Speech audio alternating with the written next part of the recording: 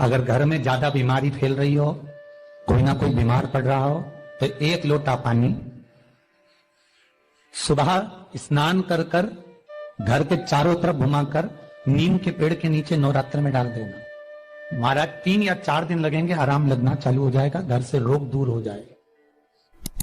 शिव महापुराण की कथा कहती है, देवी भागवत कहती है कि माता का 9 दिवस तक स्थान नीम के पेड़ के नीचे रहता है। इसलिए आज भी दक्षिण दिशा में देवी की मूर्ति नहीं बिठाते, नीम के पेड़ को साड़ी पहनाते हैं, नीम के पेड़ का ही मांग भरकर मंगलसूत्र पहनाकर नीम के पेड़ का ही श्रृंगार होता है और नीम के पेड़ की ही पूजन होती है। दक्षिण दिशा में माता की मूर्ति विराजमान नहीं करते नवरात्र में नीम के वृक्ष की पूजन करते,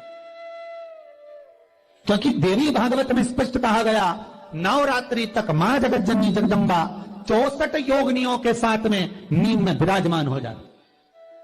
64 योगिनी।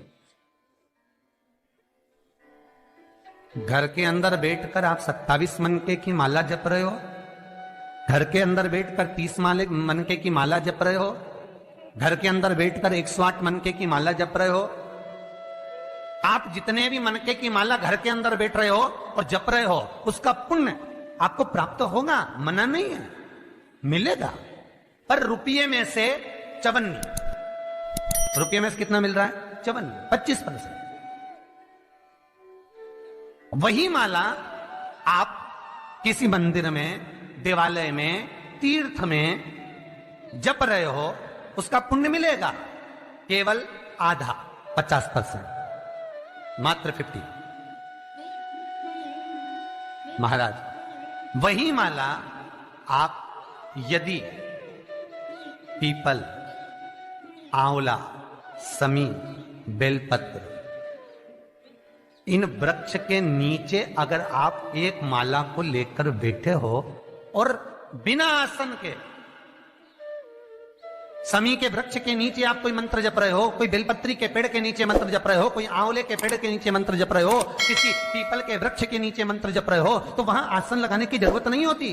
बिना आसन के अगर आपने एक माला का एक मन का भी अगर जपा है, शिव महापुराण कहती है, विष्णु पुराण कहती है कि 100% पुण्य आपके खाते में उस मंत्र का फल प्रदान कर देता है।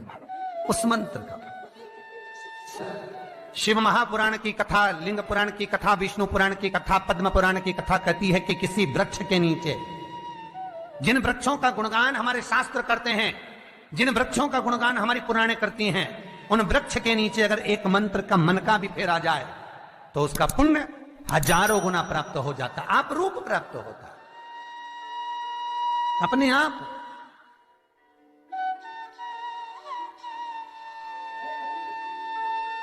आप जिस पुण्य को करना चाहे, मेरा बहुत निवेदन है महाराज, बहुत प्रयास करा करो, प्रयास करना। अगर हाथ के मनके की माला भी नहीं हो और किसी पीपल के पेड़ के नीचे 15 मिनट बैठने का मौका मिल गया, आंवले के वृक्ष के नीचे 5 मिनट बैठने का मौका मिल गया, किसी आंवले के वृक्ष के नीचे आप 5 मिनट बैठे हो, ओम नमो नारायण का मंत्र का स्मरण कर लो, ओम नमो भगवते वासुदेवाय का जाप कर लो, बस उसका फल 4 गुना, हजारों गुना प्राप्त हो जाता है। शमी के पेड़ के नीचे बैठे हो, श्री शिवाय नमस्तुभ्यम का जाप करिए, 4 गुना फल मिलेगा, 1000 गुना फल। बेलपत्री के पेड़ के नीचे गए हो, ओम नमः शिवाय ओम का जाप करिए, फल मिलेगा। उस फल को हमें पाना है। शिव जी का पहला पार्वती के साथ अवतारे काल और काली, महान काल और महाकाली, पहला होता।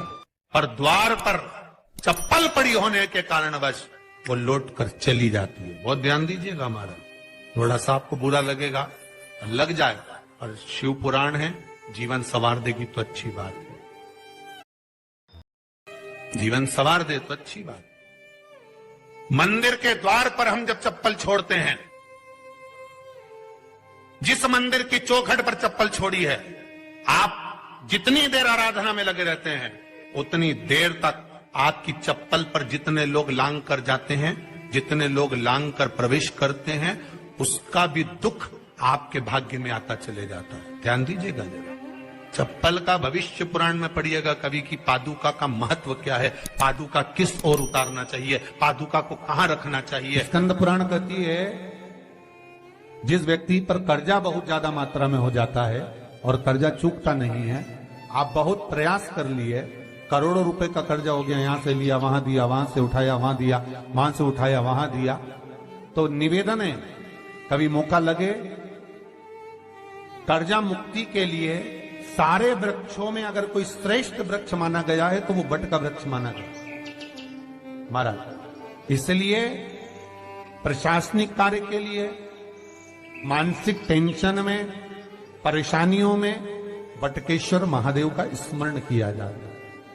और यदि निवेदन करूंगा बहुत ज्यादा, यदि आपको कर्जा हो गया है, बहुत ज्यादा कर्जा हो गया और वो कर्जा चूक ही नहीं रहा, तो थोड़े दिन बड़ के पेड़ के नीचे आप बटकेश्वर महादेव के लिए 1 लोटा पानी, उसमें थोड़ा सा पिसा हुआ चावल पीस के गला लेना, चावल को और पीस लेना, पीस के उस पानी में मिला लेना और मिलाकर उसमें थोड़ी सी हल्दी पिसी हुई डालकर बटकेश्वर महादेव के नाम से बड़ के पेड़ के नीचे अपनी कामना कर कर जो कर्जा हुआ है उस कर्जे का भान देते हुए, स्मरण देते हुए छोड़ दीजिए।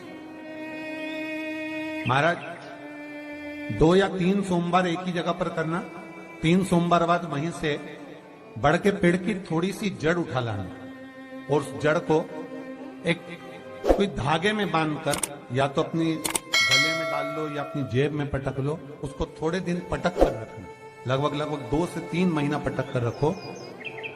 वो जड़ जैसे बड़ का पेड़ विस्तार होता है, पानी गिरे ना गिरे, जल वृष्टि हो ना हो, गर्मी पड़े ना पड़े, उसको कोई फर्क नहीं पड़ता, बड़ का वृक्ष आप रूप फैलता जाता, उसकी जड़ें अपने आप प्रबल होती है। उसी तरह ये बटकेश्वर महादेव कहीं से भी अगर जड़ आपके पास में रखी है 1 महीना, 2 महीना, 3 महीना तक, तो ये जड़ अपने आप लक्ष्मी को पकड़कर खींच कर लाती है और कर्जे से मुक्त कर देती है। बटकेश्वर महादेव का स्मरण सुख का देना हो। बेलपत्री का वृक्ष किसका प्रतीक है? पार्वती का।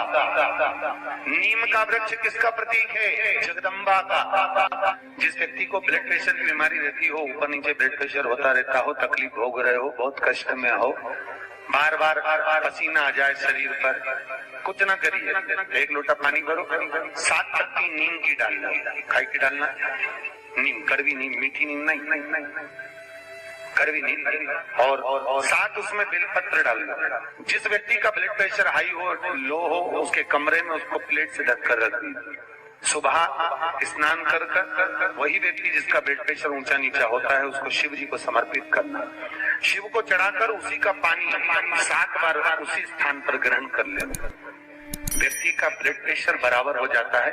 मात्र लगभग अगर सोमवार कर रहे हो तो 11 सोमवार करो, प्रतिदिन नियम से कर रहे हो तो 15 दिन कर लो, उसमें बराबर। फिर कभी जिंदगी में ब्लड प्रेशर की बीमारी चली ही जाती है। कोई बरसाती मेंढक मत बनना रे, बरसात आती है तो मेंढक बहुत सारे इकट्ठे हो जाते हैं, टर करते हैं। कई लोगों की आदत होती है, सावन का महीना आया तो मंदिर में भीड़, शिवरात्रि आई तो मंदिर में भीड़। हमें बरसाती मेंढक नहीं बनना कि सिर पे त्रिपुंड लगा लिया, गले में रुद्राक्ष की माला पहन ली, चोला बदल लिया, कपड़े बदल लिए और कपड़े बदलकर साधु संत बनकर, सन्यासी बनकर, तपस्वी बनकर छल करने के लिए, निंदा करने के लिए, बुराई करने के लिए, चुगली करने के लिए, अपशब्द करने के लिए, लोगों को घाटा पहुंचाने के लिए, लोगों के पांव खींचने के लिए बैठ गए। ये नहीं बनना हमको, हमें बरसाती मेंढक नहीं बनना। भगवान की कथा कहती है शिव को पाने के लिए कपड़े बदलने की जरूरत नहीं पड़ती, शंकर को पाने के लिए कलेजा बदला जाता है और शिव सांस ले जाता है।